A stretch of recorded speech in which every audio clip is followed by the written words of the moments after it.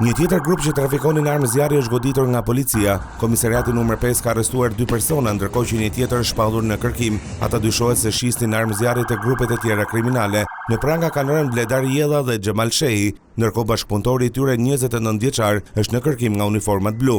Sipas policisë, këta 3 persona prej kohësh siguronin armë të ndryshme dhe më pas i shisnin në grupet e tjera kriminale në Kamës, por dhe në zona të ndryshme të Tiranës.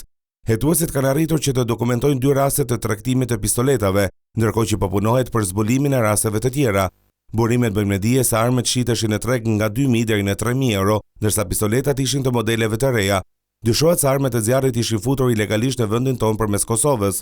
Të arrestuarit rezultojnë me precedent të mëparshëm penal për vjedhje. Pas arrestimit, policia sekuestroi 2 armë zjarri, pistoleta dhe municion luftarak që dyshohet se do të shiteshin në kryeqytet.